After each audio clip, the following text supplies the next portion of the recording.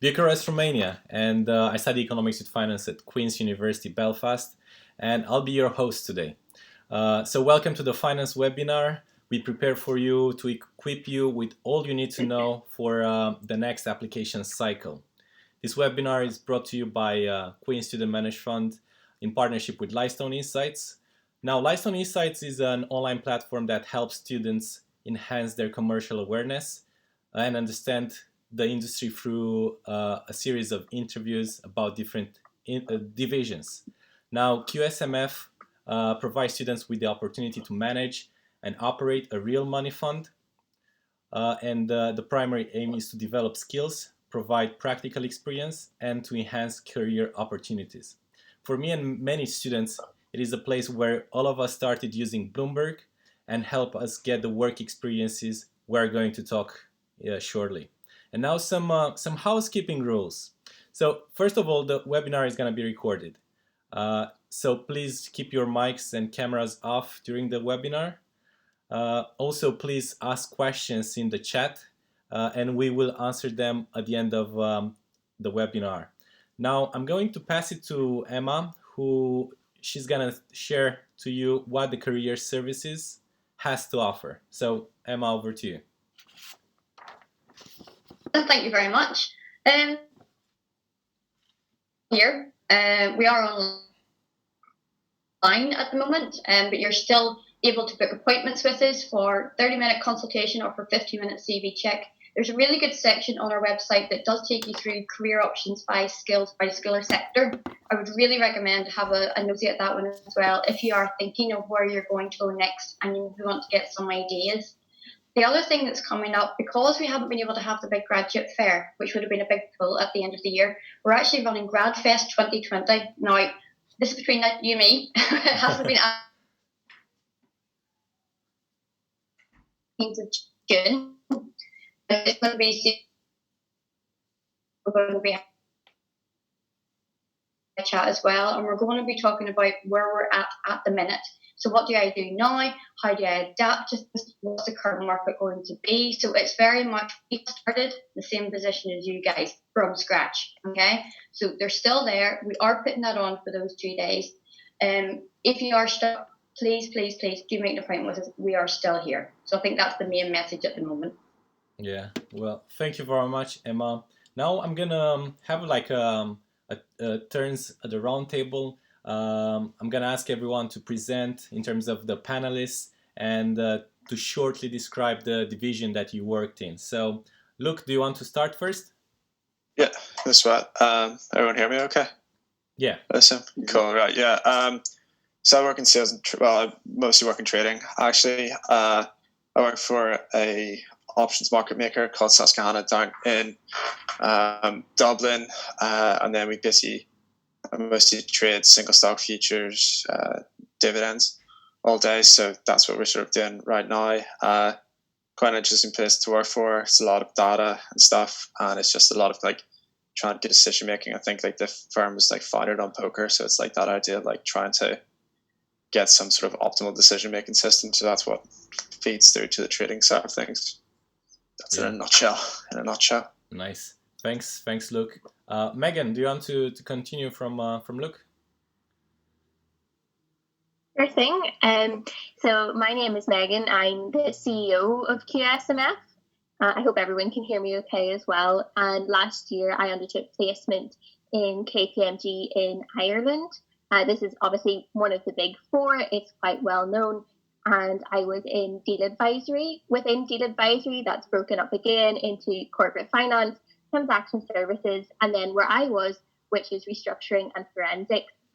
So restructuring, you might automatically think of liquidation, the winding up of a company, which is part of what we did, but also kind of unique to the South, they have receivership, which is kind of like administration in the UK, where you actually run the company and you try to implement turnaround strategies and maybe sell off part of the business, for example. So that was 6 months of what I was doing.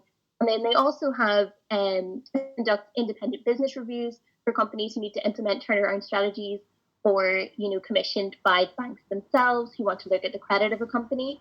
And then finally, there's also forensics within that. So looking at transactions for companies, and it's mostly in relation to court cases. I didn't do much in that, but within restructuring, I had experience on all of the sides.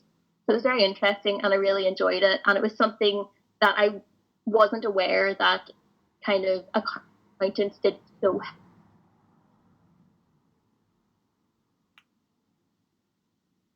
heavily. They do play in it. Nice. I guess in the following period, a lot of companies will need restructuring. It's a good time for them. It's a great time for them. Yeah. Thanks, Megan. Jake, do you want to continue? Sure. First, let me begin by saying thanks very much for everyone to join the webinar, and also thanks to LightStone Insights and the QSMF for arranging this. We hope that it is really helpful for the students. My background begins just over approaching 2 years now, where I began an industrial placement with Citibank as a technology analyst. I moved from that quickly realizing that I don't want to be in the technology division. I want to be more front office. And so from that opportunity, I was afforded an opportunity as a summer analyst in Goldman Sachs in London. And I worked on the quantitative investment strategies team. So what we've done there is we use big data to determine our investment decisions, and we manage a range of funds, which we then offer to clients, businesses, and institutions, where the investment decision is solely based off algorithms and big data.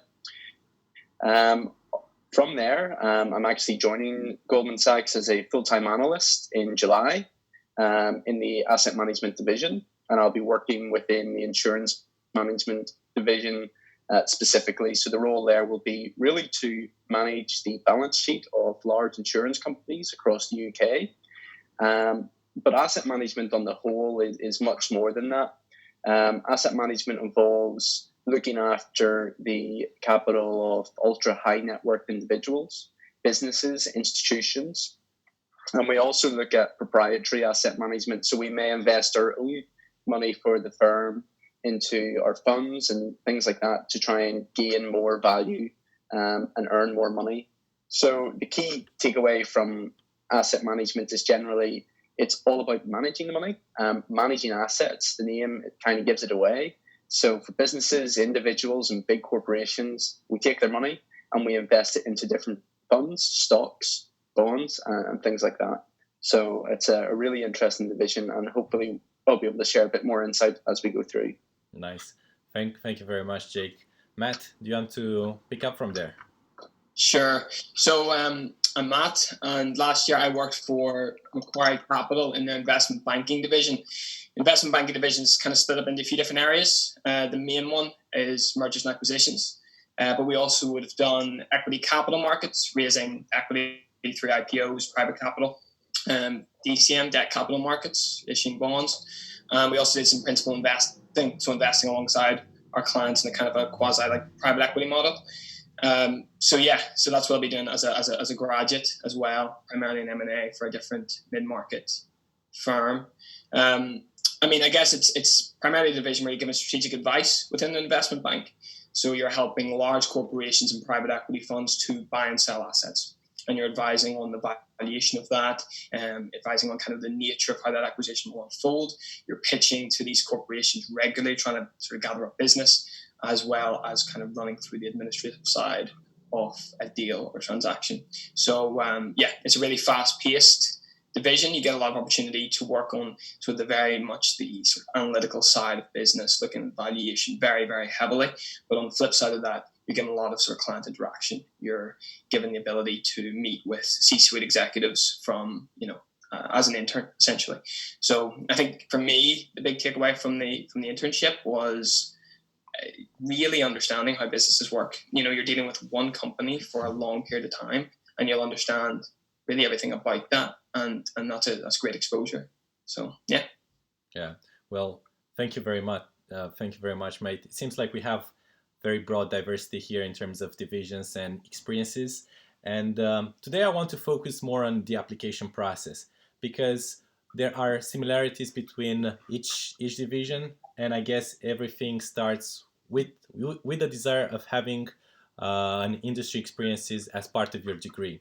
And now I'm gonna ask Luke to explain to us the importance of work experiences compared to not choosing to do either a summer internship or a placement year. So Luke, over to you. Yeah, I think like the big thing that like I think everyone will echo is that getting into a big bank and or like a good finance firm or just anywhere, and if you want to do like front office stuff, they're not going to let sort of any Tom, Dick, and Harry into it. They really want someone who's got a bit of interest in it, who's got a bit of experience in it. Yeah, I think the main thing is like showing an active interest and understanding a bit of something. A lot of people just go through uni and like will meander through uni and then finish it up. And when you look at that, like everyone can come out with like a good 2-1 or a first class honours and everything. It doesn't really set you apart in any way. But having sort of some sort of experience that you can take to interviews is hugely important. Whenever you rock up to the interviews and you can actually talk about stuff and you sort of talk about things almost as if you're a colleague rather than if you're just an interviewee. So you can talk to them in a sort of like level playing fields. The other big thing is like understanding what you like yourself. If you go into sort of things like as Jake was saying that he said, maybe not the technology side of things, but wanted to go into more like quantitative investment strategies. That's quite interesting. You won't know that until you actually get into it. I was quite lucky that my placement sort of suited me down to the T. Like in terms of it was very like it was like trading complex structures, and it was equity finance and all those sort of things, and it was more trading side of things, so that suited me down to the T. But I wouldn't have known that if I didn't do that. So that's the big thing. And the good thing about like these big companies is that you go into them and they've got many different arms and everything. Like Megan was saying about how the KPMG just had so many different arms that you go down and through. That sort of thing is hugely important, and you're not going to know that if you don't know about the industry. And like the other thing is that all the industries have their own sort of like colloquial terms and very like esoteric things that they talk about. If you jump straight into like you knew nothing about options and you came to SIG and they started run you through the Greeks, you feel like they're talking a different language. But if you actually did a bit of research or you did some of it in your internship, you set yourself aside straight away. So I think it's really important. It's quite hard to get into these sort of programs, especially like the summer internships, like Matthew's IB stuff and everything. That's super hard to get into. Any sort of bank sales and trading is super hard to get into during the summers. So that's why doing like a sort of placement is hugely important. You'll find that the competition to get into these places is actually less, just because there's less people doing, or less universities do a industrial placement program, but like your benefits of them are huge. So I'd always encourage people to go for the summer internships, but I think like being on a placement as well is just massively important. 100%. I couldn't agree with you more.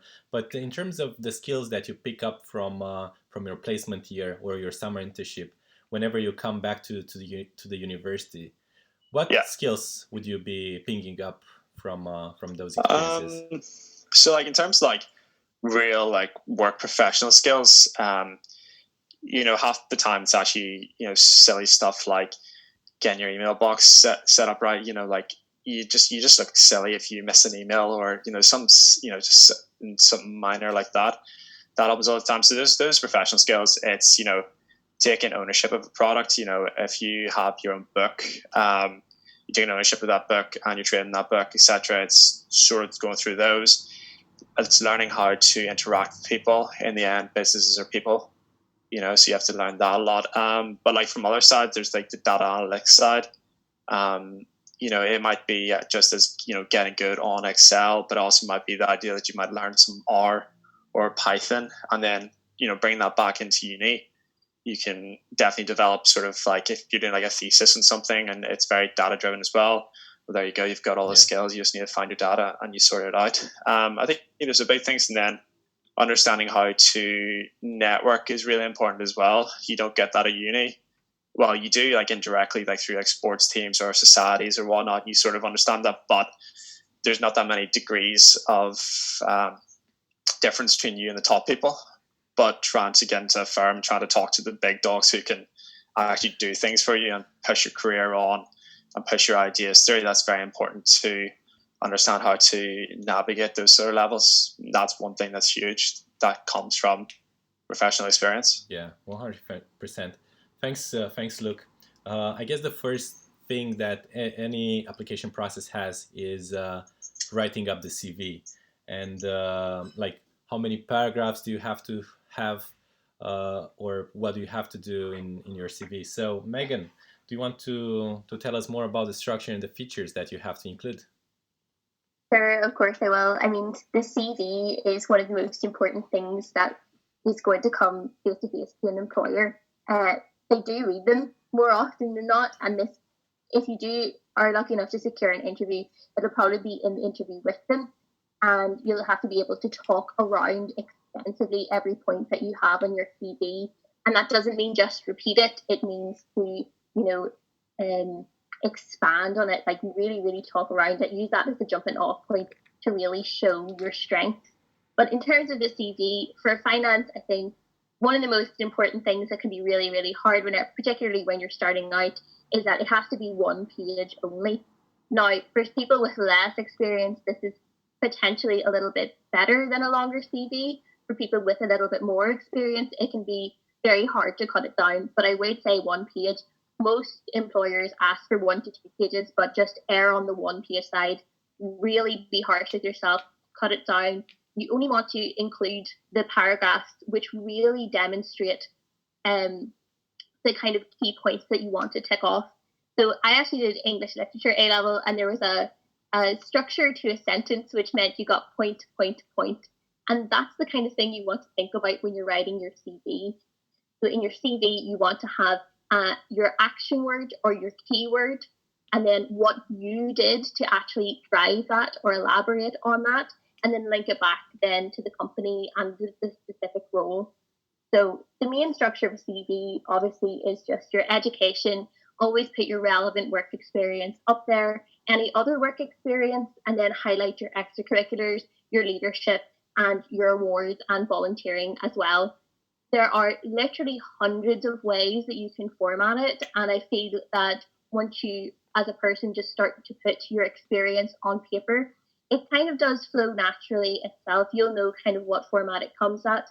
I would say use bullet points, as they are much briefer to read for your HR employee. They're very friendly, and they make the content digestible. And generally, paragraphs is just a big no. You're just wasting your own time doing that. If it was a different industry potentially, but for finance, no, you just want the absolute key points there. And another thing to note is that you shouldn't have any fancy formatting. And this is something that I have actually learned a little bit more about recently. I originally on my printed CV had included like a slight navy blue color. I thought it looked fantastic. And whenever you submit those online, however, there can be issues with the tools that HR people use to select and screen CVs. So definitely err away from that. It really pained me to change my CV because I thought it was much more boring. But if it's going to get me past the next hurdle, it has to go.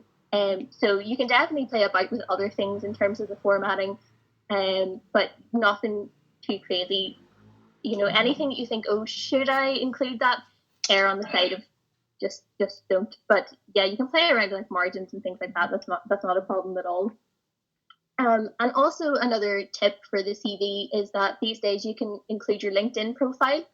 I would really encourage anyone who has an active, good LinkedIn profile to pop it in, and you can change your own URL so that it's not your name in a string of long numbers. You can change it so that it's something more personal to you and that you can fit in very easily. So, for example, my LinkedIn profile was like Megan O'Hanlon with maybe 8 numbers beside it. No one had the URL of just my own name. So that's now my personal LinkedIn profile, and that I put that on my CV. And that's another little thing that if an employer so chooses, they can see my LinkedIn profile and know that I'm active there, and they can see all the highlights from that as well. And then finally for the CV, it's really painful, but you do have to ensure that you tailor it to include the keywords from the job description every single time. Because a lot of screeners, again, screen for these kind of things. Even if HR employees are screening it themselves, they will look for those keywords.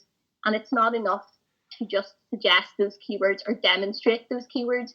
Like, really include the actual word if you can, where at all possible. Whenever I did this initially, I thought, oh, it's a bit repetitive. It looks like I'm just copying the job description, but I wasn't. I was demonstrating that exact box ticked. So that's really would be my top tip, to go through the job description, and even, in the wider literature for qualities that they demonstrate in that kind of sector, like for data advisory, there's a whole section for KPMG with lots of keywords that you can include that would also improve your CV there. So that's definitely one of the top tips, because if you don't tailor it, as you could have so many applications on the go, and it can be painful, but you really do need to do it to increase your chance of success there with the CV. So those are my top tips. Very brief and broad overview of the CV. Yeah, 100%. Like, I remember after you were talking, I was thinking about my CV in the first year. It was like coming recently from Romania. It had 3 pages, a lot of paragraphs. It was more like a story. And it also had like a lot of blue, a lot of colors. And then a good friend of mine, Lauren, she showed me her CV, and I was like, whoa, okay, I should make drastic decisions. Yeah. But like you said, you have to comply with the industry standard in order to get to the next stage. I would also just add in, finally, very, very finally, that there's no such thing as, in my opinion now, there's no such thing as too many when it comes to CV. The more eyes you can have over it, talk to your parents. If you were just a cashier in a shop, there's so many ways you can say that. There's so many ways you can dig into things that you might have done above and beyond. For example, you don't want to just say that you were a cashier, but the people around you might be able to help. And then also, if you're lucky enough to have industry connections already, there's no harm in asking them what they think of the CV. It's not necessarily to take everyone else's opinion as law, but the more opinions that you gather on your CV, I think the more well-informed you'll be, and the more likely, the more familiar you'll be with the questions that your CV leaves unanswered, for example. Yeah, 100%. So definitely get everyone to review it if possible. And Queen's has an excellent careers service for going over your CV, where you can exactly make appointments.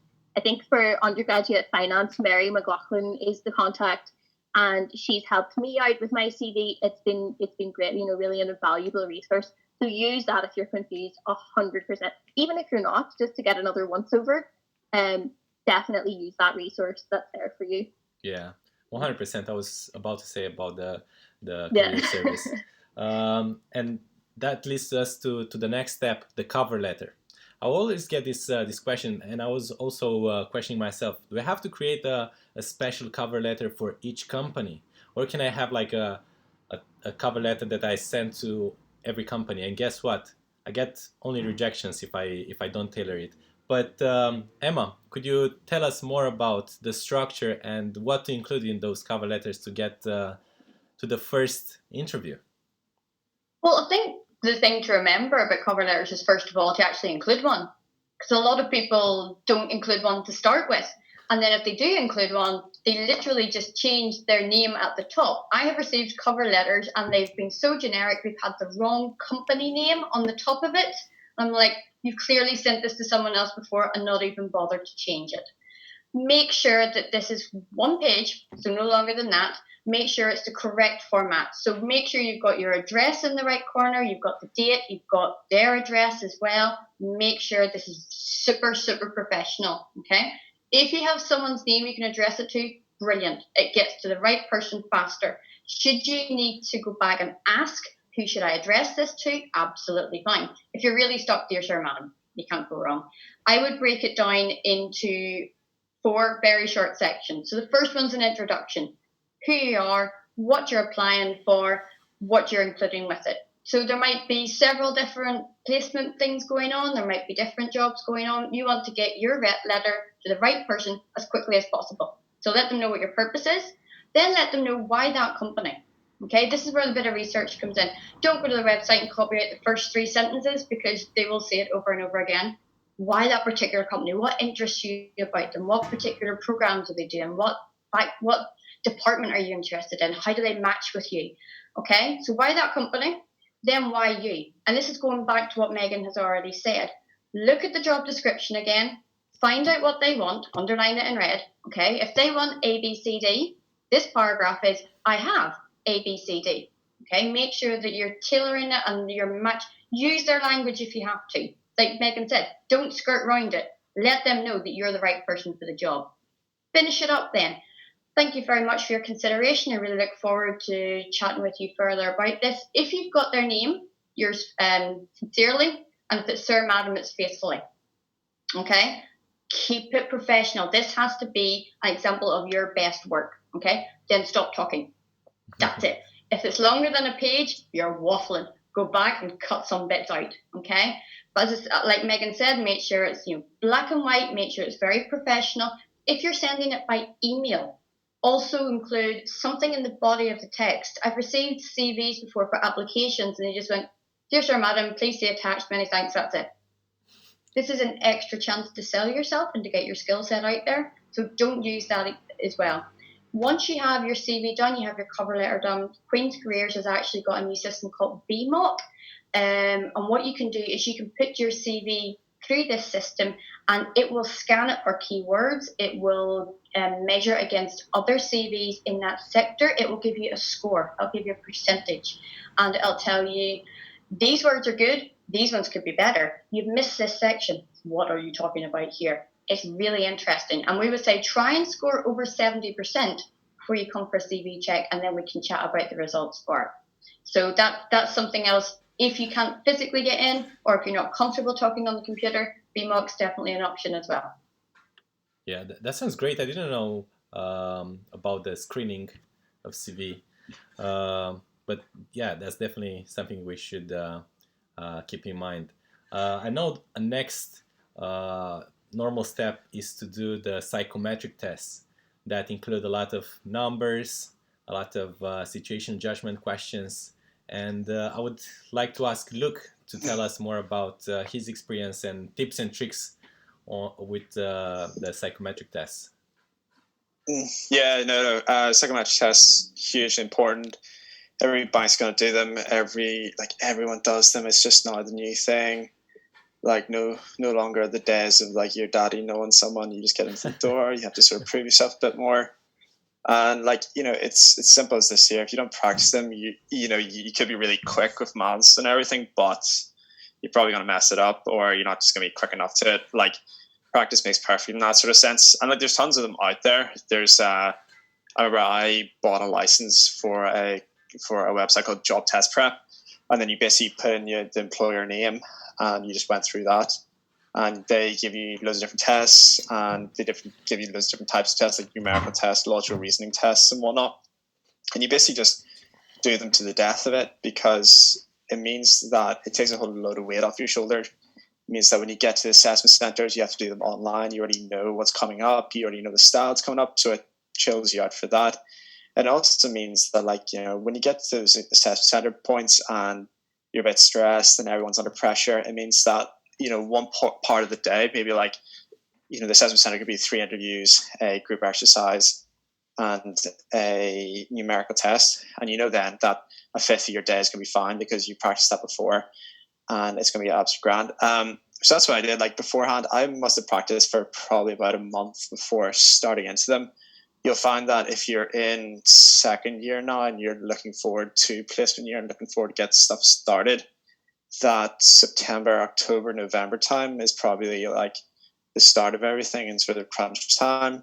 And if you started doing that, you started revising for these tests, practicing these tests in September, you'd be absolutely fine when it comes to actually putting up the applications. Because mostly what happens is the application goes in and they give you a link and they say, please complete these tests within 24 to 48 hours.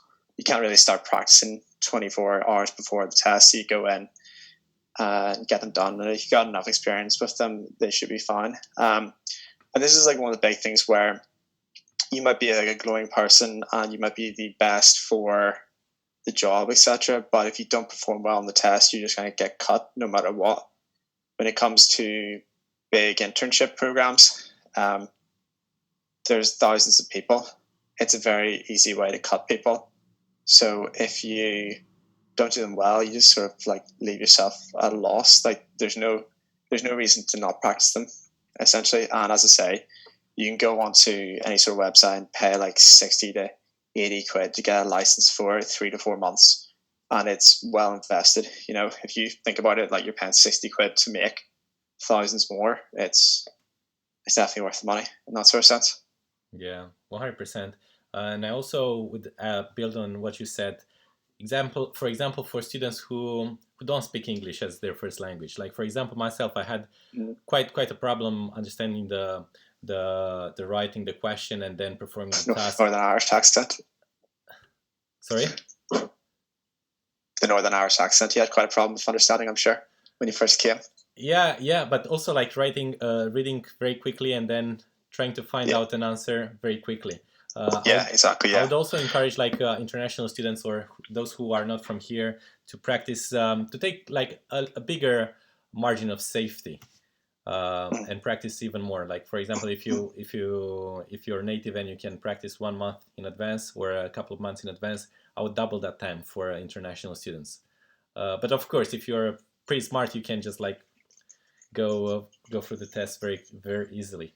But yeah, thank you very much, Luke. Now the next step that is quite popular nowadays is the video interview, and I found it quite challenging and strange to look into the camera and as I'm speaking under time pressure of speaking for 2 minutes after I had 1 minute to prepare. Like I am no vlogger, so I would like want to learn more about how to prepare for the higher view interview, and that's where I'm gonna ask Jake and Emma to come up with the strategies, how to answer questions. So Jake, do you want to go first? Sure. Yeah, and you're totally right. It is a weird experience talking to your computer as if it is someone. So everyone gets freaked out. And that's completely normal. But the best advice really for completing these interviews, which may be conducted using the higher view software, is to really ultimately treat it as the real thing. So by this point, if you're being offered a online interview, you should pretty much know the ins and outs of the company from their website already. You should know what division it is you're after, and you should know a little bit about the job description, and that relates back to the tailoring of the CV that Megan mentioned. So always bear those in mind. You'll be able to see, based on different companies, just doing your research online on their websites, what skills they're after. A lot of the big companies will generally put out pages online that explains the online interview process. They may even have YouTube videos on that as well. So hone in on those, use them, and digest the information that they're giving you, because ultimately that's what they want to see. The other question that a lot of people, prospective students, ask about online interviews is, what do I wear or how do I dress? And, you know, it's as simple as this. Treat it as a real interview. If you're going to wear your pajamas, there's no point in it, you know, because you have to be professional, you have to look professional, and you have to really want the job. And if you really want the job, you're going to dress appropriately. So that's really fundamental. So put on a shirt, you know, look good. And don't do it in a dark, dimly lit room. Do it somewhere that's bright, somewhere that has good natural light. Do it at a time that suits you, and also at a time where you know you're not going to be interrupted. So if you're a student living in a student house with 6 other students coming in, banging doors, cooking in the kitchen, the fire alarm goes off, you know, make sure that you tell them that you're doing an interview to please be quiet. Alternatively, Queens, I'm sure, have rooms that you can do the interview from as well. So Emma might be able to provide more information on that shortly. So the other thing is to practice. Of course, the real online interview, you'll only get one go at. So how do you practice? Well, your first protocol will be Queen's or your university. They will have practice online interviews for you to use. So use them. They may not be tailored to the finance industry, but they'll certainly give you a good idea of what to expect. So do a couple of those, understand the process, and what you'll soon see is on an online test or interview, you'll usually get a question on your screen. You'll have 30 seconds to read it, and you'll have 3 minutes to answer, and that's it. So you have to think quickly. You have to have your answers prepared. So do those practice tests, write down the types of questions that they're asking, prepare your answers, tailor those answers specifically to the organization in which you're interviewing for, but also look online, do your research online. There's websites out there such as the Student Room, Wall Street Oasis, Glassdoor. All of these websites have information on the interviews specific to different companies. So go on and see what people have experienced, what types of questions they got, and use those to really prepare. And just finally, before I pass over to Emma, an example question, one question which I got, which is really unusually stuck with me. I think it's just because it's so unique and bespoke. The question was, if you're in a lift and you hear a coworker bad-mouthing another coworker, and the coworker that was being talked about later asks you if you heard anything negative about them, what do you do? So it's a very tough situation. You can see how it may actually happen in reality, but you have to think, well, what does that company want me to be? They want you to be highly, have high integrity. They want you to be honest and open. And so my answer to that question was, well, I would say that no, I haven't heard anything, but I would go to the manager and relay this information to them. And the rationale behind that is because if I did say that I had heard something negative, that employee might have a big presentation coming up tomorrow. It might put them off. It might upset them. So don't, think about repercussions like that. And I think Emma's going to touch on the STAR technique now, which is one way to optimize your responses. So over to you, Emma. Absolutely seamless link there. I like that. I think whenever you're coming into questions as well, that question you got, that's really tricky. And I think they were testing you on their values. So I've gone to interviews before and they said, of the 5 values of our company, didn't tell me what they were. Which do you think will be most important in your job role? So I was expected to know the mission statement, the values, the ethos behind the company, and then they were testing me on that as well. Preparation, like Jake said, absolutely key. A really good way to try and find the questions that you might get are to go back to the original job description. So if they say we want somebody with teamwork, leadership, and financial acumen, you can be sure shooting you're going to get questions asking you about leadership, teamwork. You're going to get questions on those things. So when you go back, have a think. What have they already asked me for? What do I need an example of? And it's things like that. You mentioned Glassdoor as well. That's a fantastic resource if you can go on and actually put in the company name, and it will bring you up reviews of the company and questions that people have been asked, and they will actually tell you, look, were they successful or were they not? One of the most common ones that I keep coming up against is, give me an example of a time when, and you're like, oh, again. Listen to the question. If they say, give me an example, they mean one example. I hear a lot of, well, we always work as a team. Well, we always did that. That is not helping. So it's like what Jake mentioned. We talk about the STAR technique. So STAR, situation, task, action, result. And it's like when you're going through your CV and you're getting tick, tick, tick for this. I have sat with those things on an interview, waiting for the person to give me the situation, to give me the task, to give me the action. Set up your thing. Tell them what you're going to do. When I was working in this particular place on placement, I was required to, and talk about you. Don't talk about the team. I don't care what the team did. I want to know what you did. I want to know what you brought to it, okay? So don't tell me about the team, okay?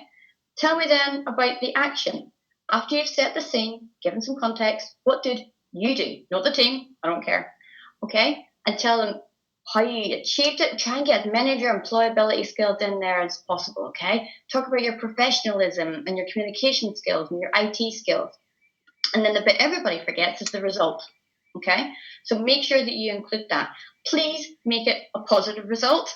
I interviewed somebody once, and the result was, oh, I never thought about that. It was a disaster. The whole thing didn't work. I was like, don't do that. Okay, so make sure whatever example you choose is a positive one. Okay, the other thing to think about in preparation is to have your backup answer. I've had this before. If I get asked about communication, this is my example. Okay, question 1, brilliant, nailed it. Question 2, I was going to use that example. Again, you need to have a backup one as well. So that's actually where it's quite nice to do a video interview, because the person on the other side can't see all your notes that you have laid out in front of you. Okay, so you can actually organize that a little bit as well. But with the star as well, if you can bring it in, measure is really important. Okay, so tell me, I worked as part of a team of 6. We had 3 weeks to complete this. We had this budget. We had these constrictions. Get numbers in, because as a person who interviews, it's easier for me to write this down than it is to write your big long description. What's your timing? I've interviewed people, I've said, tell me about yourself. 15 minutes later, they're still talking. Okay, that's too long. If you're timed, you're timed. Okay, if you get a heads up beforehand, brilliant. Time yourself for 3 minutes. It's very long. And you might not realize just how much time you have to fill. There's this awkward staring at the screen then as the seconds tick down. So do practice these things as much as you can get involved with. If you are stuck, there are mock interviews on my Future, so you can sign up and do those. What I would recommend is get a 30-minute careers consultation. So what I would do with the person in advance is I would email you and say, what company are you going for? What is the position? Can you give me as much information as possible? And I'll prep a few questions, and I'll run through a few questions for about 15 minutes, and then we'll go back and do feedback on them. Okay? You make a mistake with me, it's not going to cost you a job. All right? But it takes the edge off for when you actually have to do it. Yeah, practice, practice, practice. I used to make my granny sit down and say, Granny didn't listen to me. She was deaf, she hadn't a clue what was going on. But I got the words out, and it took the edge off. Seriously, practice, practice. Yeah, 100%. I think that's great advice. And building on your advice, Jake and Emma, I think with the higher view interviews, I found it very useful to record myself and then play it back to me to see how I behaved, how my eyes went, how my arms were behaving, and also how my voice sounded. Because I guess we can hear our voice, but we're not aware of if it sounds good, if it sounds bad, and only a third party can tell you. So yeah, I can't stress this enough. Just practice, practice, practice. Especially if English is not your first language, you just have to learn the answer and then spit it out. But this gets us to the next stage. If you are successful in this stage, you'll get to the phone interview. I think I got a phone interview in a very funny posture. I was at the careers fair, and then I got called by a bank, and then they were asking me to do the interview, and it was quite strange because I didn't prepare that good. But Matt, can you tell us more about how to nail an interview, a phone interview? Yeah, sure. So I've done a few phone interviews before, and I think just from speaking to people, one of the key things to take, I guess, initially is to actually take it seriously. A lot of people think that it's going to be just a bit of a chat, chance to build a little bit of rapport, and that's it. And, Luke had mentioned before that these are very, very competitive programs. So if you've got to that stage, you could be in the top 10% of 3,000 applicants. You're going for a job of, for 20 places or something like that. So it's very, very competitive at this stage. What you need to understand is, yes, there is that element of rapport, and that is important, and it shouldn't be downplayed. But you'll see that it's split up into kind of different parts. There'll be your motivational, which is why do you want to work for this company, and why do you want to work specifically in this division. You'll have your competency, which is, it's been mentioned before, but why do you want to work in a team, or tell me about time you resolve conflict, or those sorts of questions. But there's also your commercial and your technical. And your commercial and your technical are things that can kind of get ignored. Very divisional specific. So if they ask, if you're going for investment banking division, my division, the commercial is probably going to be less market related, and it's going to be more deal oriented. So tell me about a deal that you've followed, and then the technical will be kind of laying that out, explaining the rationale behind that deal and maybe some valuation methodologies that could be used. For a lot of companies, you'll also get multiple phone interviews. And what you'll find is that if you get past the first one, the next one will just veer a little bit away from the competencies. They'll go towards more senior people of the firm, and they'll go heavily more towards the technical. It's something to definitely think about a lot and to prepare. And, for investment banking, you're going to want to know how to value a business. For markets, you're going to want to know the fundamentals of trading and whatever that involves. But you need to also recognize as well that it's going to be specific to your experience. So if you're going for a summer internship, your knowledge will have to be competitive. It'll have to be better than those who are going for it. But it's not going to be the same as someone going for a graduate role who has, like me, a placement year in investment banking. So your knowledge has got to be pretty wide, but maybe not quite as deep. But yeah, it's something where make sure that you don't downplay the importance of, because it is highly competitive.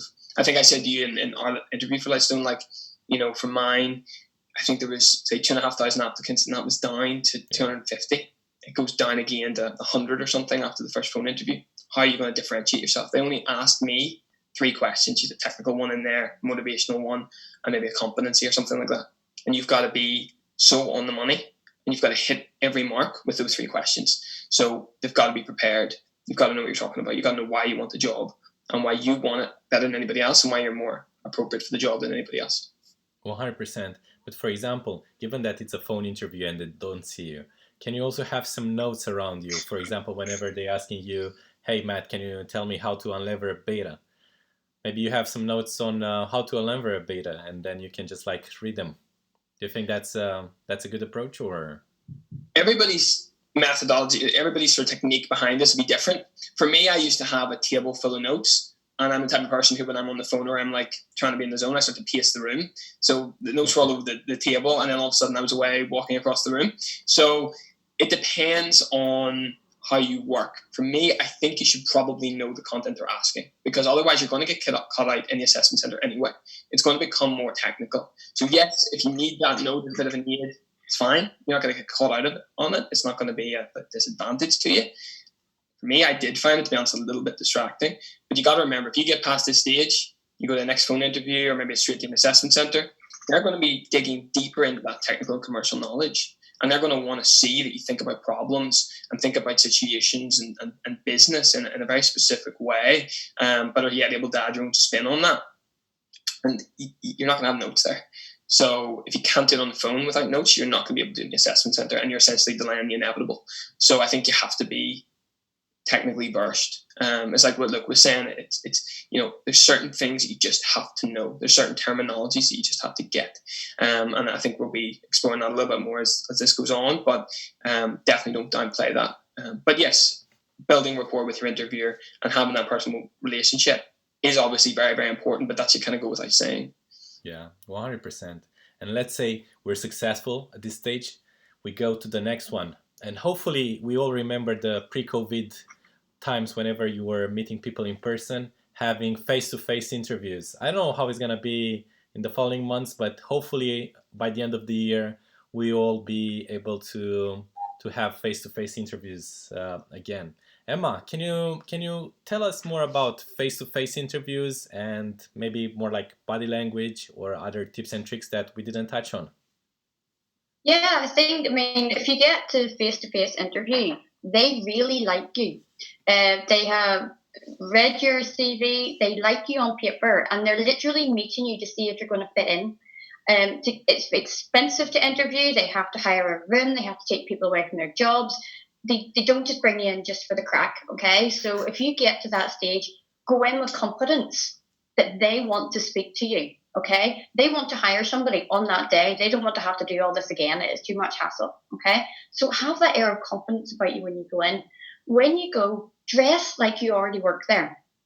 Have a look at the company, see what the style is, okay, and see if you can match that as best as you can. I interviewed somebody once going for somewhere, and they actually had a bit of a uniform, and he went out and bought a tie in that colour, and he walked in looking like he already worked there. He didn't need to get the job. Oh yeah.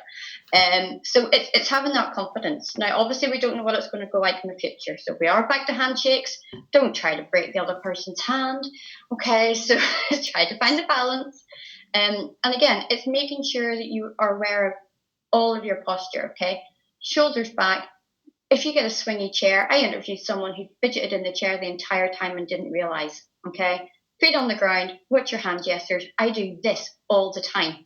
So in an interview, I have to sit on my hands. It's really bad.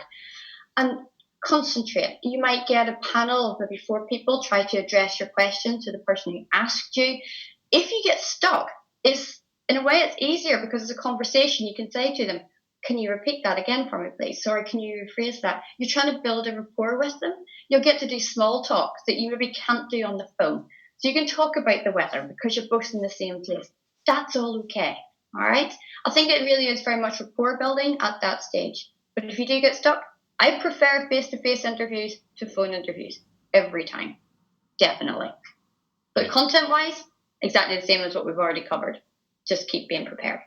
Yeah, 100%, Emma, because you can ask the person why did they choose to work at a bank or stuff like that, because you can ask back questions. And talking on asking back questions, what strategy do you recommend for students? Because I guess the worst you can have is a student who reaches the face-to-face interview and then whenever he's or she's asked to, hey, do you have any questions for us?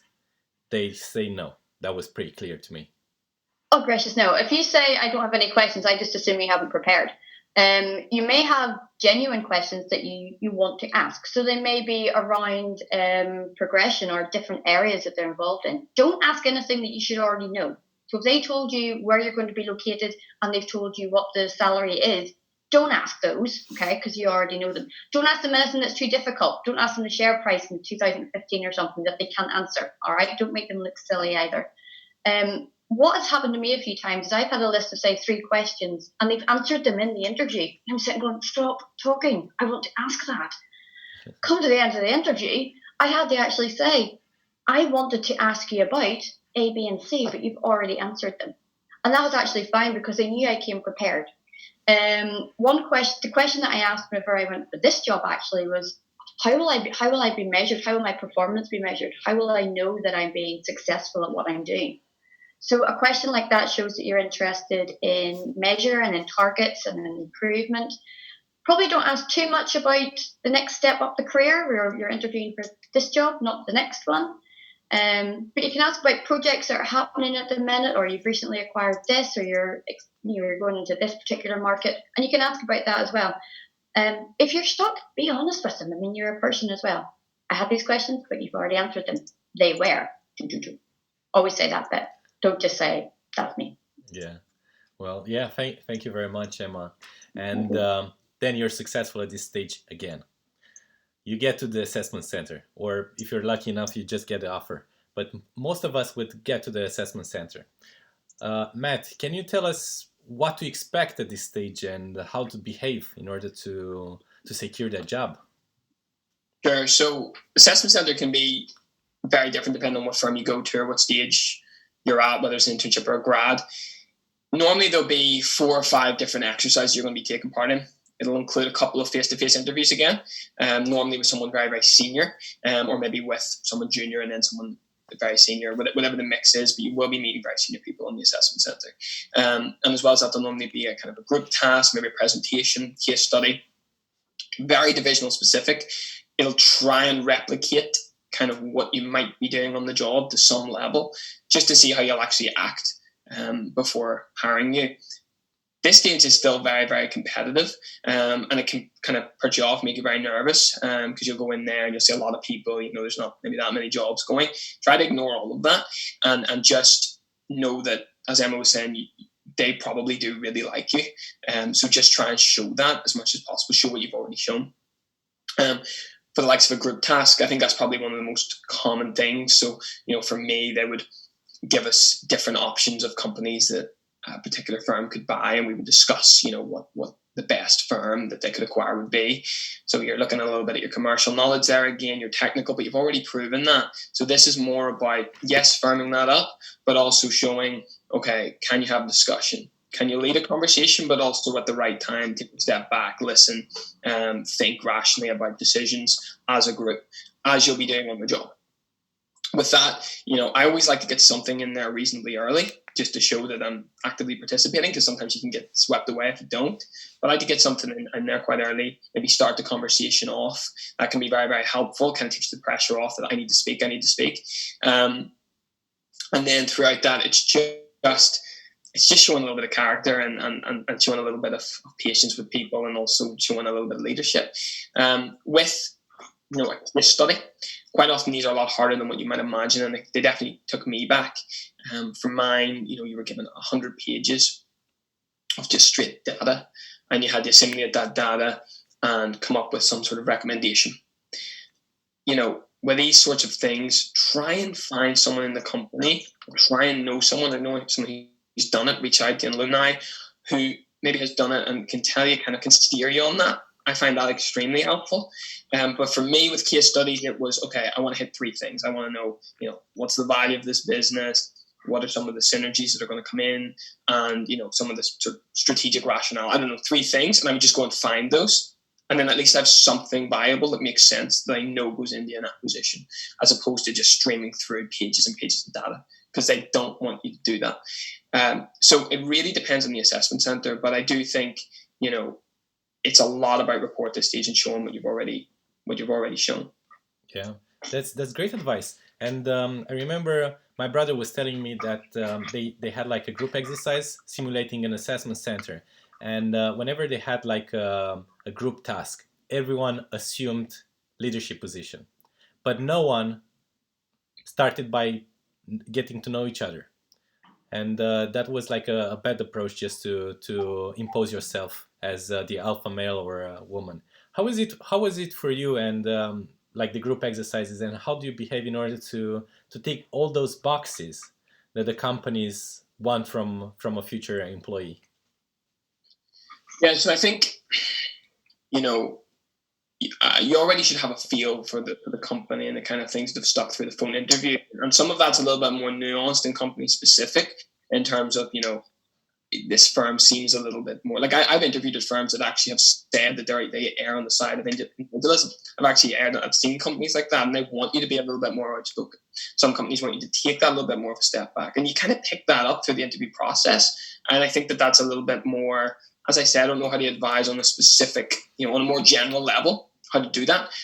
But what is really, really important is that you're extremely polite. Obviously, all the general manners and stuff like that is obviously still stands, and sometimes it doesn't with people in the assessment center. Like, you would sort of be surprised at some of the things that people might say or do or get on when they're under pressure. Composure is really, really important. Treat it like you're in a group exercise at university. It's obviously a lot more important, but just talk like you would normally talk. Yes, you may have a decision to be made, but go about that decision like you would in any other aspect of your life. Because what they really sometimes will do, investment banking is an extremely stressful job. They want to see how you act under pressure. If you crumble, or you get angry, or you get upset, or you get stressed very easily, that's a given that you're probably not the type of person to go into that industry, and therefore you won't get the job. So it's really about composure. It's really about, yes, take leadership at certain points. So when there's a decision that's not being made and time's running out, be that person who goes, okay, guys, I think we've sort of heard enough there. Let's try and sort of summarize everything here and finalize this decision, because we've got 10 minutes left. If you're the guy who says, guys, we've 10 minutes left, can we start to get going here? That just looks good. You're aware of what's going on. And I know in banking, everything goes down to the last second. That's why you work so many hours. So all of those little things are really important. Also, I think the face-to-face and maybe the case study is something to stress over that a little bit more, because it's a little bit more technical. I feel like things can go wrong more easily. Whereas with the group task, just take it as, you're reasonably personable. Yeah. And just run with that. So yeah. Well, that's good. And after this, let's say you get your grad offer. However, as everyone knows, you applied to a lot of companies and you got a lot of rejection. Like, God knows, I applied last year to maybe 70 companies and got 69 rejections. And a good friend of mine, Patrick, was telling me that, Bogdan, whenever you're preparing to apply for a job, apply and then wait for a sea of rejections. Jake, do you want to tell us more about why students fail in the first place. What are the Yeah, reasons sure, about sure. behind that, and how to cope with rejections? Yeah, I mean, there's a very good saying that is, failing to prepare is preparing to fail, and when you look at that, it's actually pretty true. And I emphasize with your experience, Bogdan, of sending applications last year. I think I sent maybe over 20 applications, all unsuccessful, bar one, with Goldman Sachs, and it was successful. And it was probably successful because it was the last application that I sent. And whenever I look back, the reason that I see it as being successful was because all of those small failures that I had experienced throughout the previous 19 applications, I had took something from it, and I had found out what the problem was. I had tried to adapt it, and I tried to improve it. And, they can be small, menial things. It may be, as we've mentioned earlier, the cover letter was too generic. I put my hands up and I admit that whenever I was first applying, I was using the same cover letter and I was changing the company name. So we've already learned that's not what you do. And unfortunately, that was a failure for me. But I looked at that and I acknowledged, okay, that's how can we be a bit more personable about this? So I adapted it. My CV as well was perhaps too generic. So once I had sort of honed in on what it was that I was after in the job, I was able to change the CV. Yeah. So there are small things that you really need to really spend time on, and we've already covered those. But other reasons that you may have failed is simply because, and it's usually in a face-to-face interview that this would happen, is that you just haven't come across as genuine, or you're actually too prepared or too rehearsed. And that is a thing. You can go in and you can have your answers. It's almost like you're reading a paragraph out of a book. So you have to be yourself. And, I often think about this as well. And this is geared towards, face-to-face interviews and online interviews. You are the best, you know yourself the best. There's no question they can ask about you that you don't know the answer better than anyone else. So you have to be yourself and you have to really sell yourself. So when you get those rejections, don't see them as a failure. Look at them and try and understand what went wrong, because it's unlikely that, especially when you're applying to summer internships, that you'll get personalized feedback. That's generally not really a thing unless you've got to a face-to-face interview point, when even still you might not get feedback. So don't rely on getting feedback. Rather, you have to question yourself and probe yourself what you think may have went wrong. And there's small things, the best way to avoid failure is to prepare so much that failure should be a surprise. And there's small things that you can do. For example, if you're having a face-to-face interview, write down the names of the people that interviewed you. Ask for their email address at the end of the interview. And when the interview is over, send them a thank you email individually. Have each individual email with a special personalized thanks for something that maybe they mentioned in the interview. So these are things that you have to think about it like everyone is the exact same fish in a sea, but how can you make yourself that bit different? And it doesn't have to be any exceptional experience that you've got. It doesn't have to be any really good skill. Sometimes all these companies want to see is someone that stands out from the crowd. And standing out from the crowd can be far easier than you think. You just have to think differently, think outside the box, and really be personal. So I know that that's a strange way of answering the question, because it's hard. It's hard to understand why people feel. Yeah. It's so subjective. It's so individualistic, why people feel. But it just comes back to that very first statement, that failing to prepare is preparing to fail. So just keep preparing. Look at your failures, or at least what you think may have been a failure, adapt it, rework it, and get on with more applications. And take advantage of those university career services. Like Megan said, have people read your CV multiple times, over and over and over. Have networking, which I'm going to talk about shortly, is also really important. So there's no right answer for that question, unfortunately. But just try and learn something from every unsuccessful application and make sure it doesn't happen again. I guess it's also important to mention that whenever you get a rejection, it's not like they invalidate you.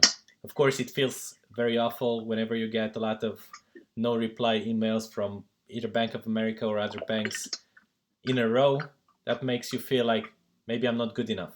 Maybe I'm not made for banking.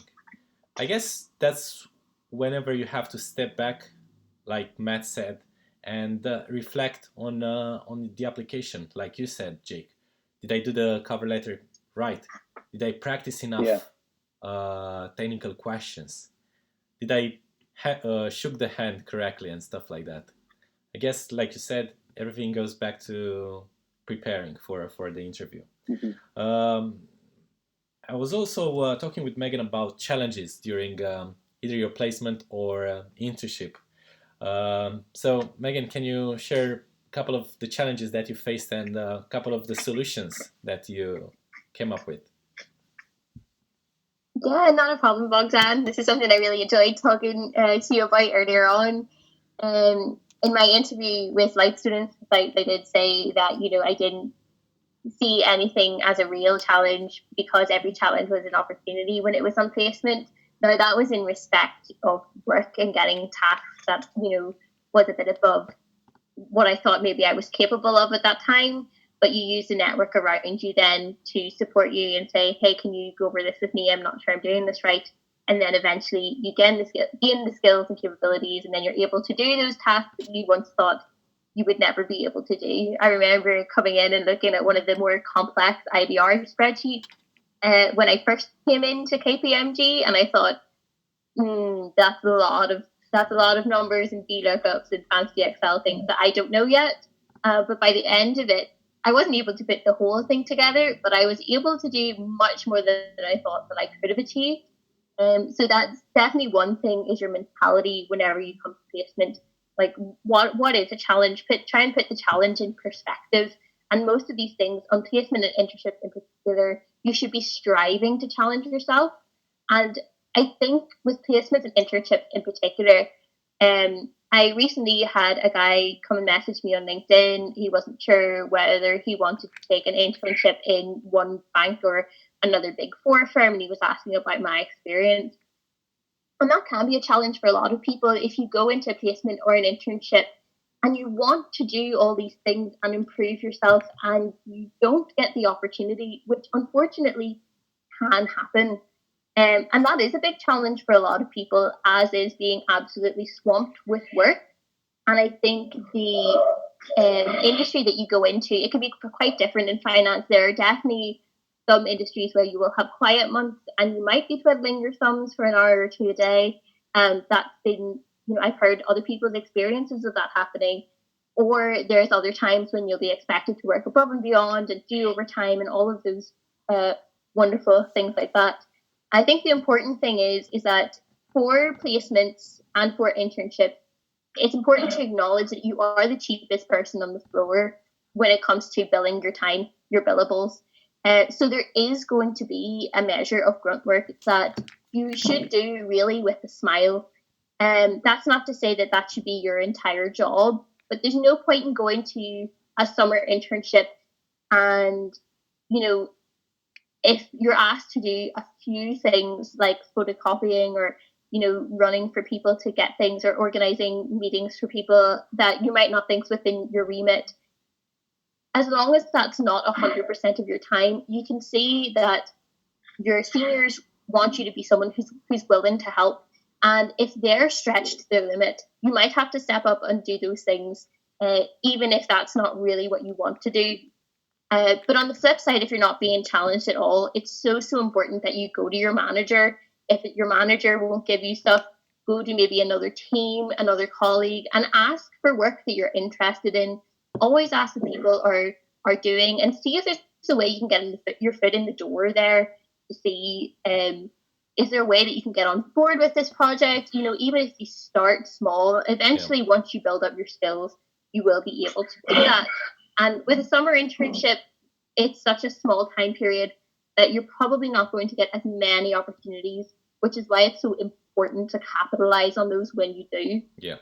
And I think, as Jake's going to talk about networking, or I don't know if we've mentioned that yet, but that comes into play so much for this particular challenge. You know, the more personable you can be on your 5-minute coffee break, you know, if someone's willing to talk, learn their name, ask what they're doing, what are they working on. Once you're in the job, they'll be happy to talk about what they're doing. Usually there's much less secrecy about specific projects. And also even, you know, networking with people who are outside of your immediate area. So for example, in KPMG, I was in restructuring. We had to send forms through the legal. I was lucky enough to make a great acquaintance down in legal who helped me out of some of my mistakes on a number of occasions. So that kind of networking is also really, really important, because it can really help you out to make friends with the admin staff, the billables team.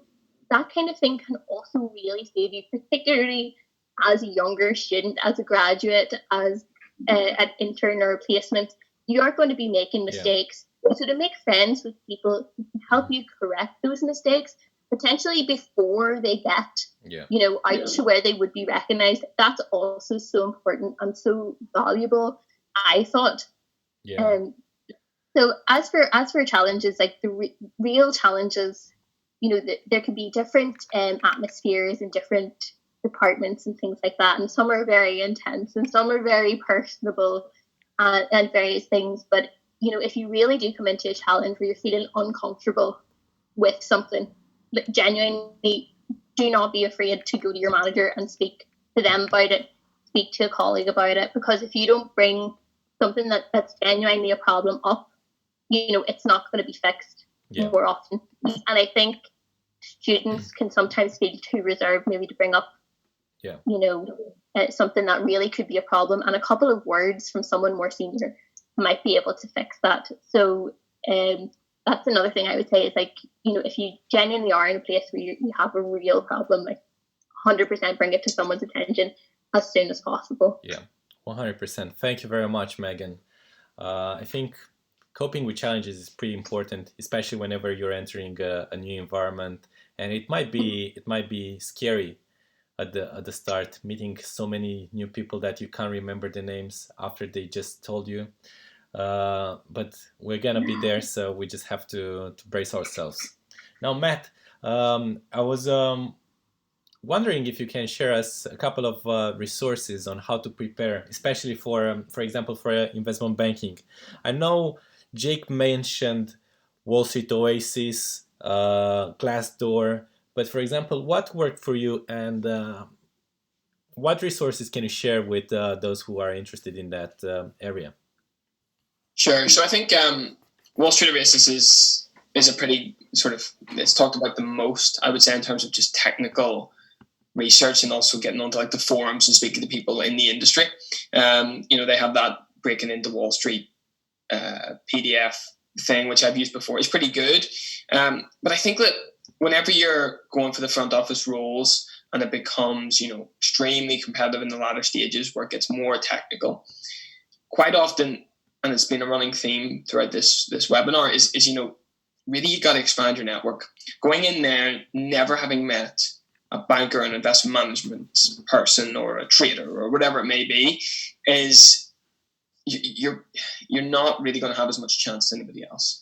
Knowing the nuance of, okay, I'm going to get asked by a DCF.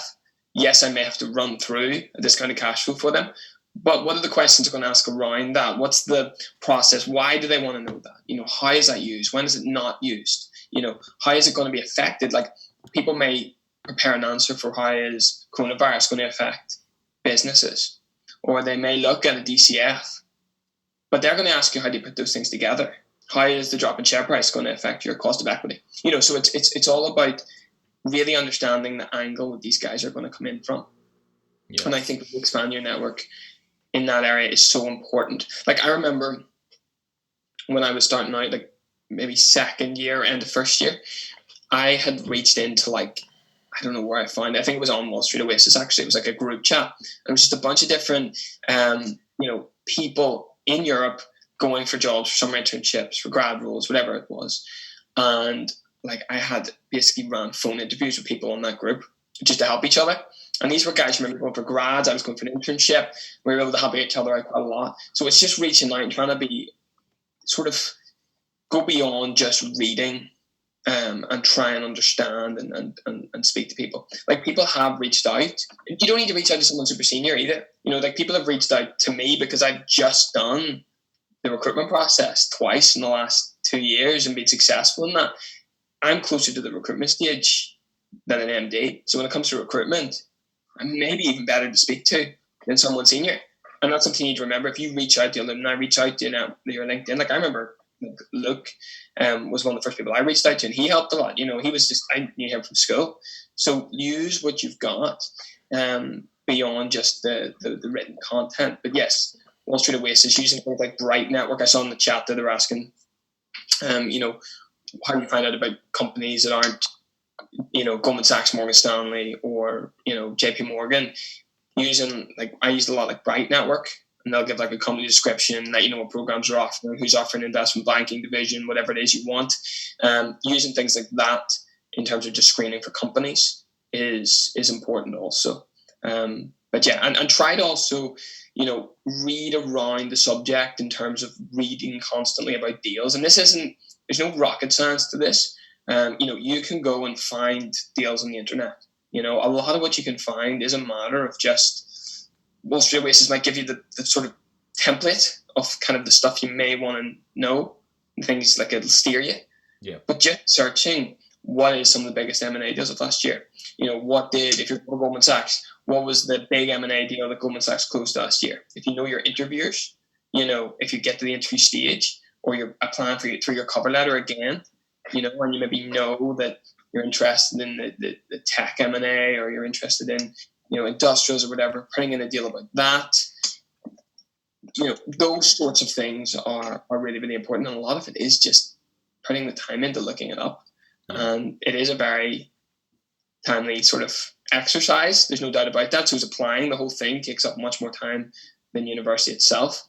But as Luke had mentioned earlier, you invest a little bit of money in resources, you invest a lot of time, and it'll bring back much more returns than not doing it. So yeah, 100%. Totally agree with you, Matt. I also want to build on the point you said about constantly reading. I think, for example, if you're reading Financial Times, and luckily we do have like a free subscription on it.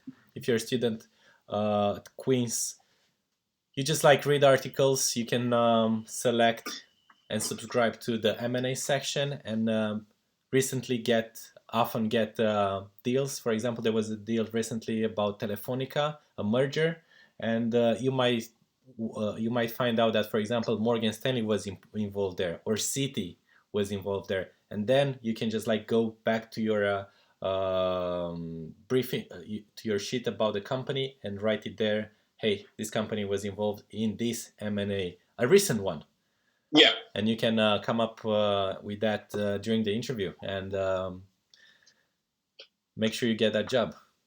Definitely. I think that's a big point, though, you sort of touched, is being organized enough to actually have Morgan Stanley on an Excel sheet that you can put something like that in, and really having, I had all my applications, and it was a big Excel of just people I'd applied to, and the stages I was at, and the information I knew about that specific company and why I wanted to work there, as opposed to, because they are going to ask you, why do you want to work for Morgan Stanley as opposed to Goldman Sachs?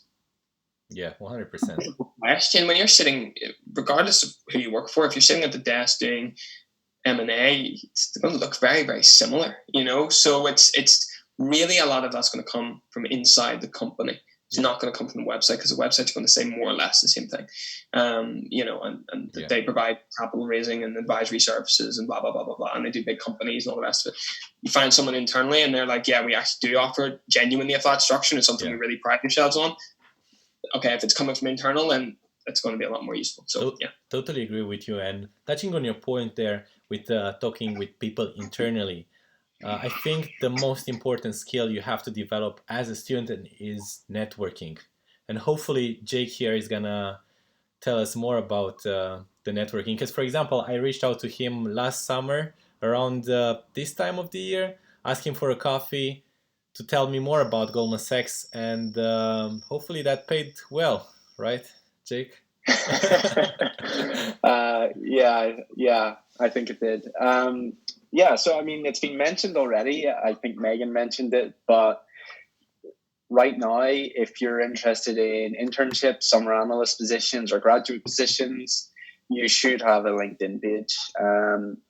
It doesn't matter how many connections you have on that LinkedIn page. It doesn't matter how much information you've got on the page. Just have the LinkedIn page. Spend some time on it. Make it look good. Add information, add your work experience, and so on and so forth. But most fundamentally, just have the LinkedIn profile made. And, as Bogdan mentioned, LinkedIn is good for being able to reach out to people because you can search by company, you can search by job role, and you're able to connect with people that way. And of course, you can send them a mail, as in this case, to grab a coffee and find out a bit more information. And now, 1 year later, Bogdan and I are pretty good friends. So that works. But another way for networking, particularly within an organization, which is just equally as important, is to, for what I've experienced, is allocate a certain amount of hours per week to network with people, to engage with people. And in Goldman, they refer to these as coffee chats. So you will book 30 minutes with someone, you'll go and grab a coffee, and you'll just chat. And it can be about anything. It can be about business. It can be about career progression. It can be about something you're having difficulty with. And this is all part of the networking process because you're chatting with people whom you may not have met before, you may not know much about, but it's basically bringing a relationship to fruition, which you can later rely on in due course. So networking is really important, reaching out to people, asking for their advice, and going from there. But one thing that is really, really important when you're meeting up with someone or you've requested a coffee chat with them is to go with questions and to go prepared.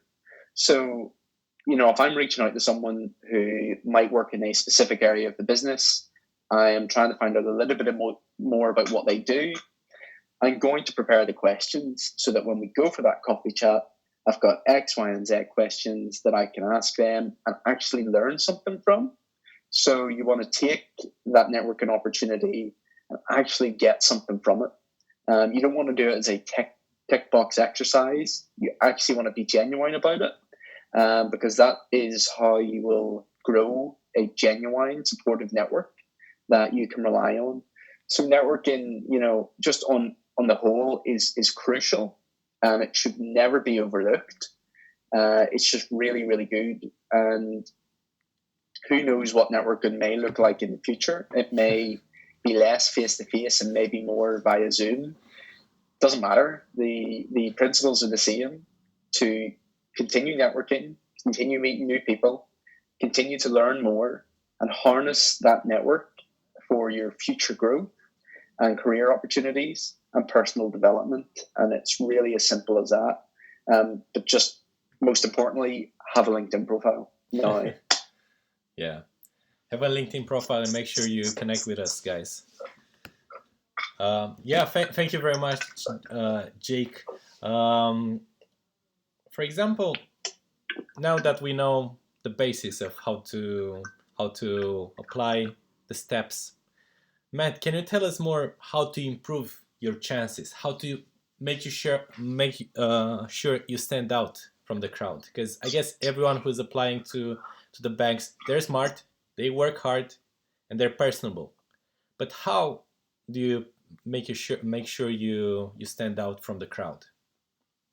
Sure. So I think a lot of this has sort of been covered throughout the webinar, but I guess it's just you just use this as a kind of a summary, I guess. But it's the mentality that I had coming into recruitment. First of all, whether I was in first year and was trying to kind of figure out the process and what I wanted to do and what division it was, to second year and applying the internships and placement and working there and then going for grad jobs, was just the default is I don't know enough and I need to know more. I need to do more. I need to become more of a banker or whatever to get this job.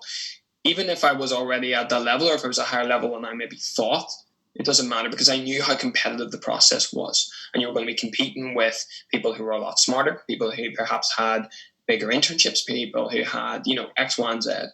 And it was the constant, okay, I need to just know so much. I probably have enough to get me to some first round phone interviews. How can I build rapport? How can I add something no one else is doing? And a lot of that, at that stage, when it becomes that micro level of, okay, guys, we've 30 people left, there's 2,000-3,000 applicants, and we've got to cut you down to 15.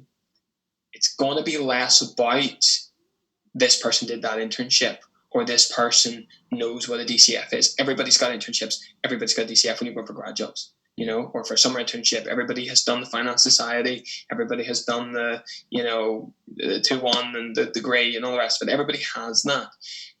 Your knowledge, I find, and your ability to build rapport are the two key things that can really differentiate you. So that's whenever how much you want it really comes into play. It's like, have you really been living and breathing this for a period of time other than just in the last month? And that's kind of what separates those who get the job in the internship versus those who just dropped off at the last stage, I think. So, you may have picked an M&A deal, and you may know that. Everybody will know that. But maybe I know one from every single sector. So when I sit down and I speak to the guy from software M&A, or I speak to the guy from industrials or whatever it is, I know a deal that he worked on, because my research is so extensive that I'm actually talking to him about a deal he's done personally, not just the firm, not just what Tokyo did, in the industrials division 5 years ago, but what he did 2 months ago, because I've just prepared so much. And you end up talking to him about his job and his life, and who doesn't like talking about themselves, right? So, and maybe putting your own spin on it and saying, why did you not do this with that transaction? Why did they want to buy that company at this specific time? And it just is that additional level of knowledge, and that knowledge helps you add value, which helps you build rapport. It's the same when you're networking. When you go to a networking opportunity, it's like Jake says, you come prepared. You come with decent questions that show that you can add value. It's not just a tick box. It's not, I'm in an interview. Now it's time to hit the switch on an M&A transaction or to show some knowledge from my degree. Yeah. It's, okay, I'm going to have to just go way beyond all of that and really get down to having a proper conversation about the job with this person. Because what you're essentially doing is you're creating a scenario in which is going to be, they can see you working with them now. They may see themselves liking you and getting on with you, but can you go another step to we're actually talking about a tech M&A deal together, and we're providing analysis, and I give him my thought, and it's decent, it's well thought out. He's correcting little bits and pieces, and I'm coming back. That is exactly what you're going to be doing on the job. Yeah. So I guess the key take home is never get complacent and never get arrogant with where you're at, even if you have a lot of experience, even if you wherever you could be at Oxford with a Goldman Sachs M&A internship and people, your dad's a CEO of Sways or something, I don't know, but that's, you never always think you can do more. Yeah, and learn more. So I think, and also that really means you got to start now. So if you're in first year, you've got more, you've got a lot of opportunity to learn, a lot of opportunity to read. And if you don't want to do that, and you're not prepared to put in that sort of higher level of research, it's probably not the career for you. And that's something to recognize as well. Not everybody should be going into finance. It is a very demanding career. You will work more hours than usual, and there's a lot of demands put on you, but that's why people who go into finance do it, because you get so much more responsibility and exposure. Yeah. But you need to love it to want to go into it. 100%. And I like the part that you said you have to prepare for it, because I guess, all right, some friend of mine from Boston was telling me that, Bogdan, don't let a summer pass by without doing anything. You should be doing like an internship. You should be reading a book. You should be doing some research. You should be building up your Excel knowledge, trying to not use the mouse whenever you're on an Excel sheet and only use the keyboard. But yeah, I think you hit the nail on the head with that point, and thank you very much, Matt. Now, in terms of COVID-19, guys, and Emma especially, how do you think the job market will look like? Because some of us, were graduating this year. Hopefully, we're gonna start working in an office soon enough. Some of us, we have the internships online. But what do you think, Emma? When do you think things will come into place? I have been asked this question a lot recently, and I do give the caveat that I've got eyeballs and not crystal balls. But what we tend to do is we would take our information from the high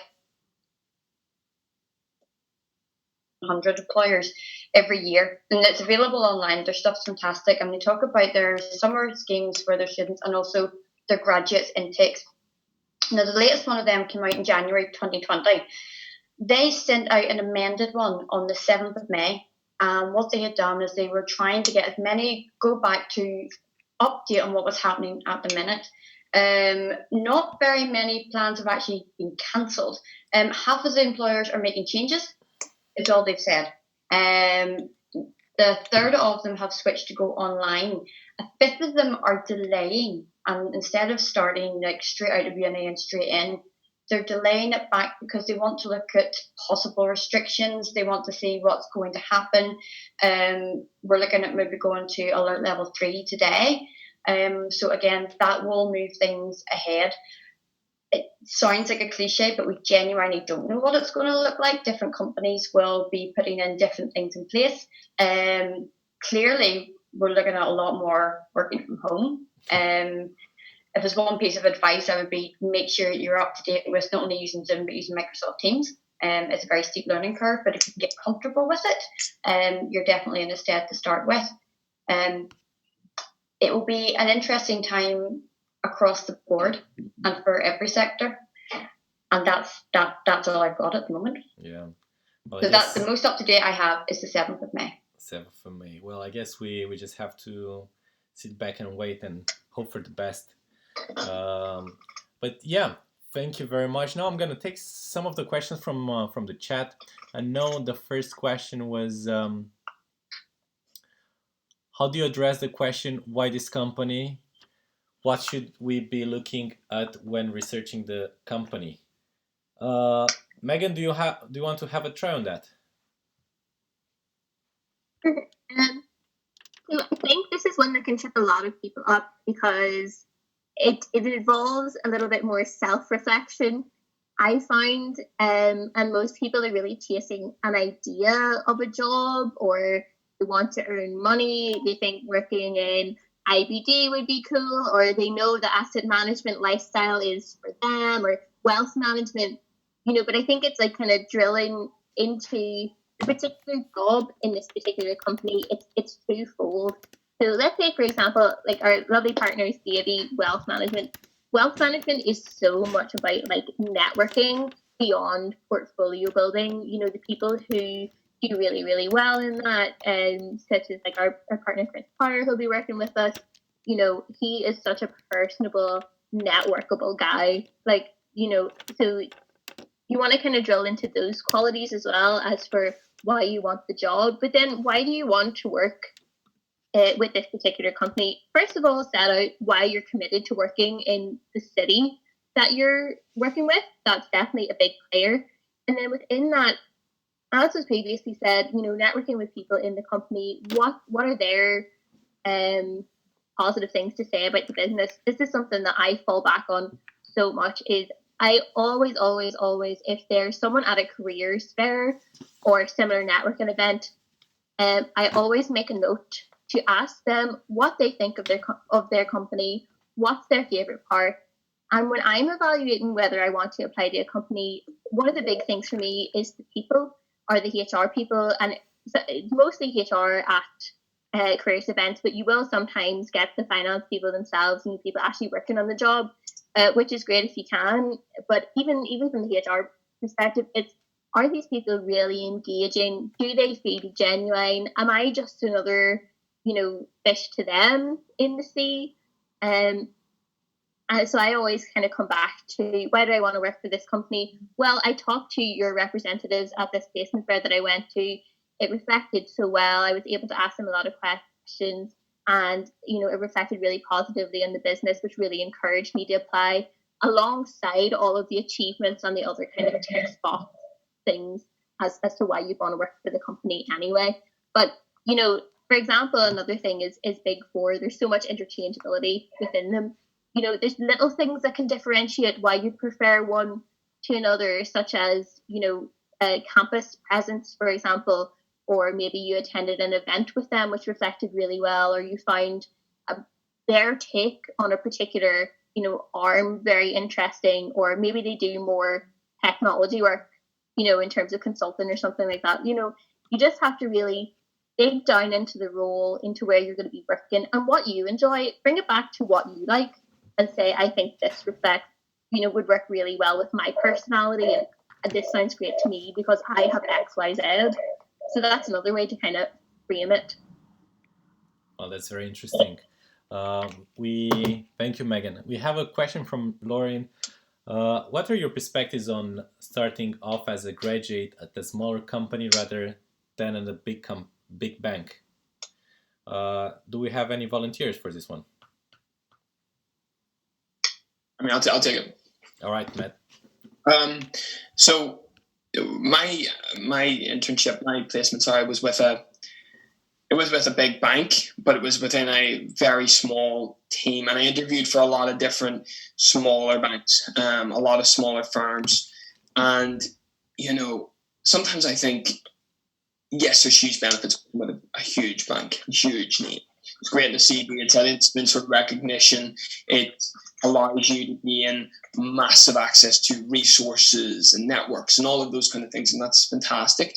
But what you get in like a small team, or what you get in a small institution, is you really can get a lot more internal exposure.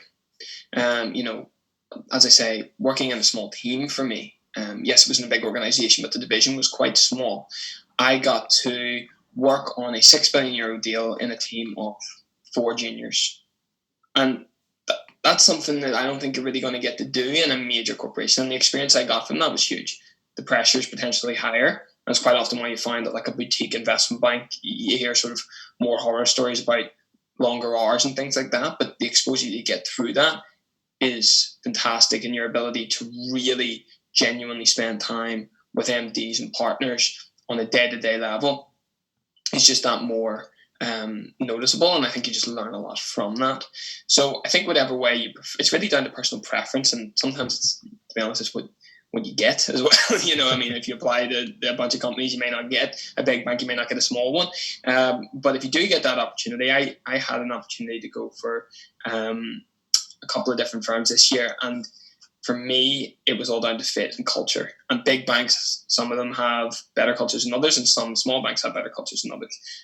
It really is down to how you feel about it at the time. I don't think it's an issue. It's not something I would worry about. I would look at what job do you want to do, and then I would look at, if you have the option, if you're fortunate enough to have the option within that, is to go, okay, this is where I feel like I can fit in and add the most value. And remember that once you're in, it becomes a lot easier to move around. So once you're in that division, once you're in that area of business, if you're like, for me, it's banking, but if it's trading or asset management, or even if it's outside of finance completely, your ability to gain experience and move across the bigger bank or smaller bank is always there. So it's not something I would worry about too much. Yeah, well, thank you very much, Matt. I hope, Lauren, your question has been answered. We have here Jordan, who is a first year's finance student who is going to apply for placements from September. He was also part of the City Scholarship, and for those who don't know what City Scholarship is, it's a scholarship from Queen's that allows you to work 1 week in an institution in London. For example, I was lucky enough to get into private equity in Evercore, and I know Matt and Megan, they worked in New York for that 2 years ago. It seems like maybe they're preparing something new this year. But who wants to have a go at that question? Megan. I'll start if you don't mind. Just to say, Jordan, is it? There are a number of online virtual internships at the moment that, because other plans have been dashed through, unfortunately. I think the first thing also is to note that obviously that this is the situation for so many people for summer internships. So, it's not too much of a setback because it really is generally applying to the vast majority of people. But there are, at the moment, KPMG is running one through what would you say? The website is called Inside Sherpa, and they have actually a number of virtual internships. It's not the structure you would expect with a summer internship, in that it's more like a case study where you complete modules in your own time, and then you have the certificate and an opportunity to connect with the businesses as well. So you have a certificate to put on your LinkedIn page and things like that. But those things, you can do multiple of those. There's no limit. You give them a bit of your personal information as to what jobs you'd be available to do, and then you can go and do those in your own time. So it's very manageable, and you have a lot of time over the summer. Like, obviously not going to be back until September anyway. But if you could tick off a couple of those boxes, or even LinkedIn learning, and even if they're not directly related to investment banking or asset management or whatever your particular stream is. I mean, there's data analytics there's BCG strategy, I think there's City institutional banking, and then there's something else that Citibank Australia have done, but it doesn't matter that you're not an Australian citizen, you can still complete that virtual module. So go for it. Any extra qualification, if you have the time for it, do it. Do an Excel course, like I said, the LinkedIn learning. There's loads of different things and modules out there, and even though other people can do those, and there's no barriers to doing that, anyone can complete those, but to show that you've done them and maybe done more than one when you're not obliged to do really anything, it shows that you're going out of your way to learn even about things that aren't maybe in your direct area of interest, but could give you the skills such as data analytics. It would be so useful to have that for lots of finance jobs, just to put your toes in the water as such. So definitely give those a go. And I'm not sure if anyone else has any advice for, what to do in face of a summer internship. Yeah. Yeah, I'll add there, Megan. And I think that when you mention data analytics, I think it's so important. A lot of banks are really interested in people that can program. And it's not so much what level at which you can program, but the fact that you can program something. So if you are finding yourself with a lot of spare time, I would highly recommend looking at some basic programming courses, learn how to program R. And programming with R can be fun. There's ways to make it enjoyable. Learn Python, just have a look at programming. I think a lot of banks will move towards programming in the future. So it's also future-proofing your career options as well. But programming is a really strong skill, I think. Yeah, well, that's great. Thank you, Megan and Jake. Another question is, what kind of tasks can you expect to get during the first weeks or months on the job, like level of responsibilities? And I was thinking maybe, Jake, you can have a go at it. Yeah, sure. And obviously this will be specific to, what role and what division of a bank you're working in. But generally speaking, you're not going to be just photocopying work. You will actually have things to do, which is a real positive, because some people have that conception that it's just grabbing coffee and photocopying, and it's not that. So generally what you can expect is to be working on PowerPoint presentations. You may be putting new analysis together. You may be adding new research. For example, whenever I joined as a summer analyst, we ran a number of different funds and portfolios within the team. And my responsibility was to look at market movements and to explain what movements happened and why the fund overperformed against the benchmark or underperformed. So that was really enjoyable because it was a task that was owned fully by me. I was doing the research. I was writing about the trade war and what effect that had on the fund. And ultimately, that piece of work went out to clients. Yeah. So while on the face of it, it's just writing the market commentary, it has far bigger repercussions because it's being seen by so many people. And so work like that, is really, really good to understand the job. You may also be working on other side projects. For example, in my experience as a summer analyst, I was programming with R to create a market data dashboard. And we also looked at automating a number of different tasks. So a lot of this will be very different depending on the team that you're in. But what I would say is a good program will have you immersed. It will have you working with many different people. And it may very well be project-based. So rather than working on day-to-day work of the business, usually that will be the current analysts or associates working on. They may assign some projects to you to work on over a period of time. So your exposure will be good. And usually what you'll find is projects will be assigned different mentors that you can reach out to, and they'll be at different levels of seniority throughout the business. So you'll get really good exposure. Of course, I'm not sure if anyone else has anything to add, but generally you can expect to be immersed from the get-go with a range of different tasks. Yeah, well, just because of time pressure, we'll move forward. But thank you very much, Jake. In terms of Jed's question, any recommendation for virtual internship? I think Megan touched on that with the KPMG one. And going to John's question, where would be the best place to look for an internship offer? I think I'm gonna have a go for it. I think in the first place, you can start by looking at My Future. It's a great website that Queen's has to offer, and it's the first place that should come into your mind whenever you want to apply to something.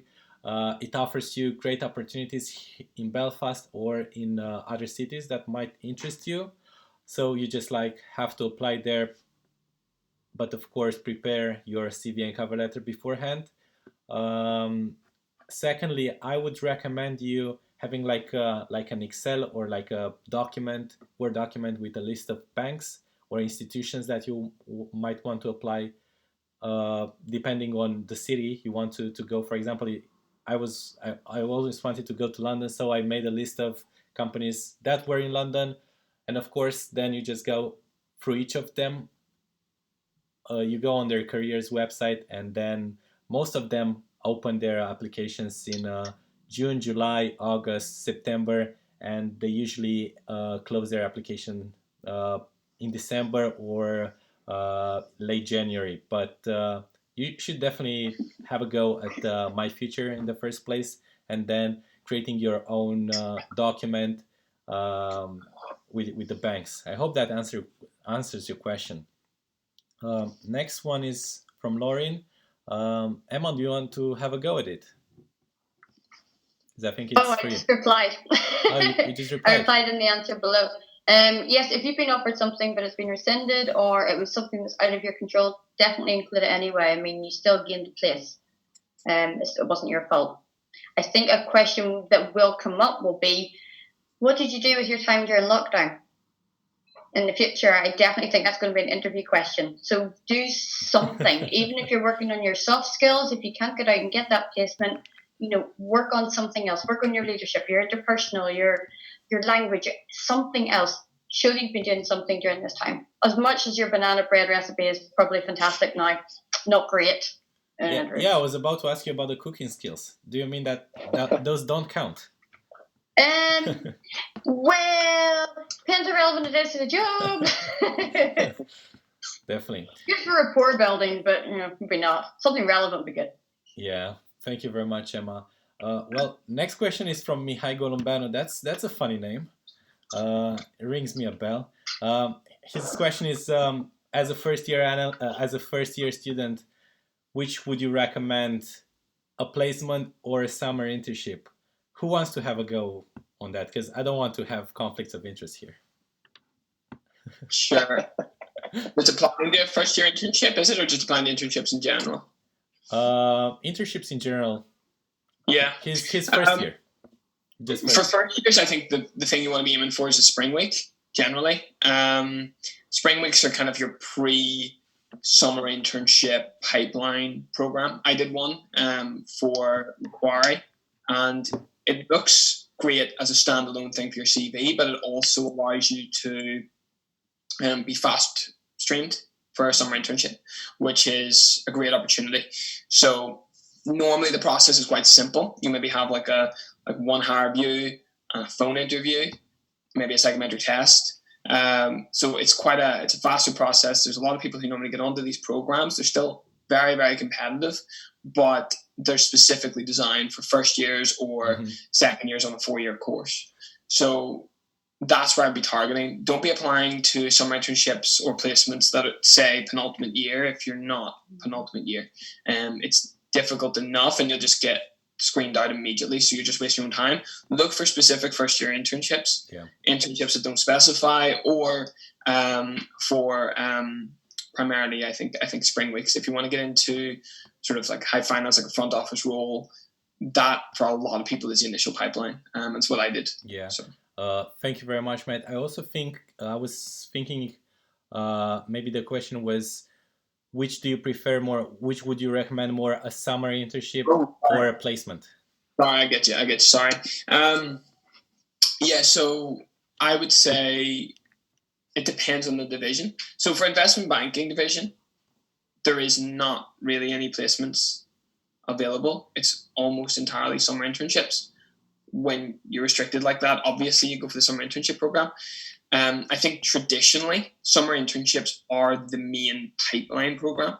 They're the main way that people get graduate jobs. But on the flip side of that, a placement is obviously a year or 9 months or whatever it is. So with that, you're going to get a lot more experience. You're going to probably get a lot more exposure. You're going to learn a lot more, and it'll probably stand alone as something you've done better on your CV. Yeah. Ideally, you can do both. I did both. I did a summer internship in asset management as well.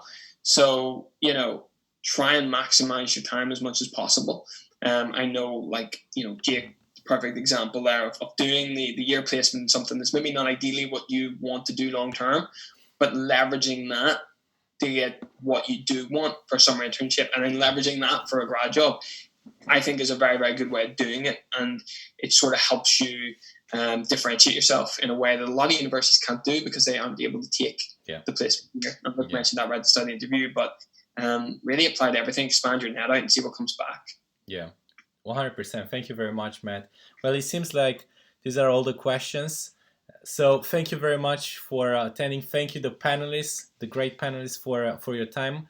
We're gonna be following up with a short email later today or early tomorrow.